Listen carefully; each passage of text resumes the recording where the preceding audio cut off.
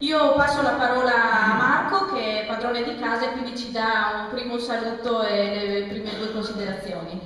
Grazie Sara, buongiorno anche da parte mia a tutti voi, benvenuti al Cinema C. Un benvenuto particolare a Roberto Reggi e a Sergio Bozzonello, ci fa piacere avervi ospiti a Cuore Sagittaria e posso dire insomma un po' di rottamazione l'ha fatta già da 4 anni questa parte, se vogliamo usare questo termine giovane. Questo è quello che voglio dire, perché sappiate che fare politica, essendo tirati per la giacca, non porta da nessuna parte, anzi, crea un immobilismo impressionante. Per chi non sapesse, io ho durato nel 2008 8 mesi, dopo vari tironi di giacca, mi ho andato tutti a casa, mi sono dimesso e adesso il governo me ne è molto più serena e più libera. Questa è la vera verità.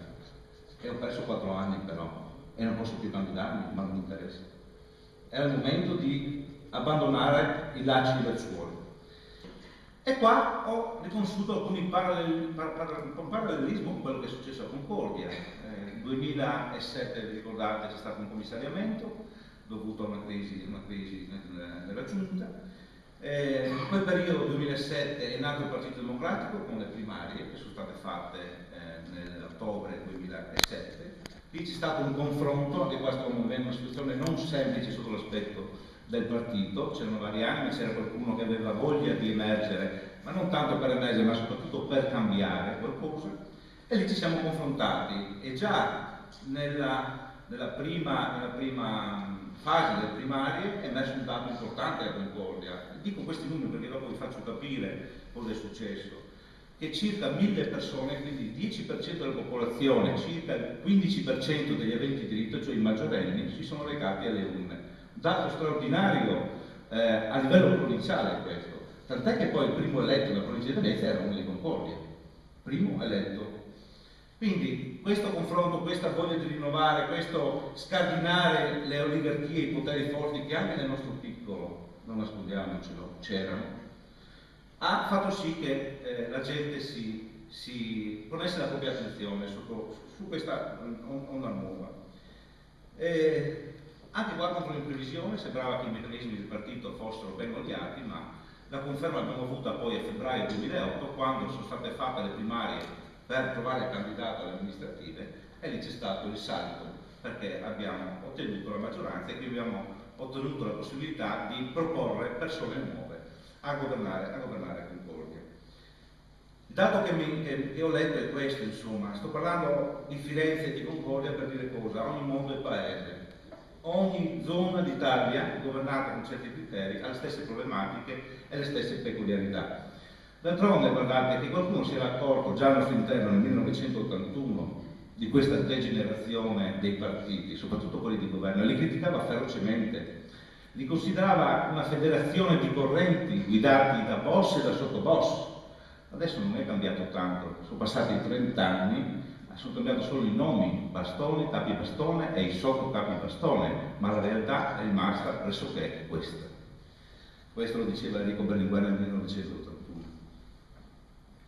Quindi stesse problematiche sia nel piccolo paese di Concordia, sia nella provincia di Venezia, sia nel Veneto, sia a Firenze, sia in Toscana, Roccaforte anche del centro-sinistra. La difficoltà è proprio questa, per quello che ci siamo e mi sono anche messo in campo, riuscire a penetrare, a entrare e far emergere le nuove generazioni che secondo me quantomeno hanno anche delle nuove idee.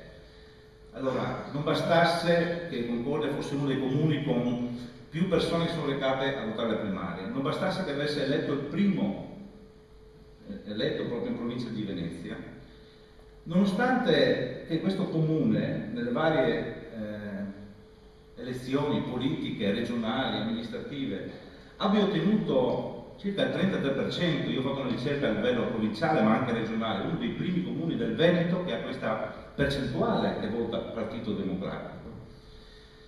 Nonostante questi risultati, nonostante anche le persone che hanno voluto prendere la tessera, che in questi periodi non è facile far sottoscrivere una tessera a una persona, una tessera di partito, nonostante questo, nonostante che fossimo legittimati a entrare anche, ma come rappresentanza senza nessuna ambizione, all'interno delle direzioni provinciali, siamo stati considerati persone indesiderate. Allora il termine rottamazione comincia ad avere un valore. Allora, se noi con le regole, in maniera legittima, vogliamo progredire, andare avanti solo per portare le idee, solo per portare le voci di questi piccoli territori del Veneto orientale, e queste porte ci vengono chiuse, è chiaro che dobbiamo fare azioni un attimino più forti. Non siamo riusciti a entrare in direzione provinciale. E io credo che noi stiamo vivendo nella fase, nell'epoca, siamo figli della frase abbiamo sempre fatto così e tutto ha funzionato bene. Non è vero, non è vero.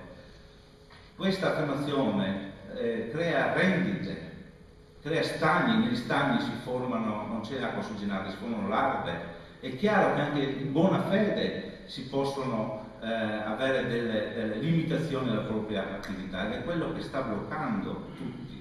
Guardate, a me Bersani è una persona che piace, che stimo, perché credo sia una persona per bene, come credo siano per bene tutte le altre persone che si sono candidate, e questo mi fa piacere.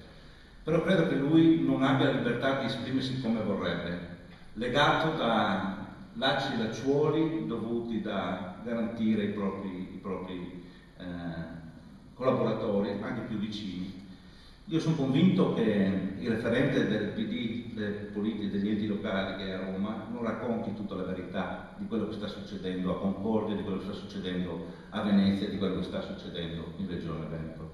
Non credo che funzioni così. Quindi io credo che questa frase debba essere cancellata dal nostro vocabolario.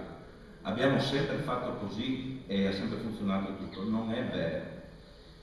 Ripeto, si può fare anche in buona fede, ma questo significa non essere attenti, soprattutto in questa fase di limitazione di risorse finanziarie, soprattutto negli enti locali che siamo chiamati a governare. Noi abbiamo visto che in un'azione si possono ottenere risparmi.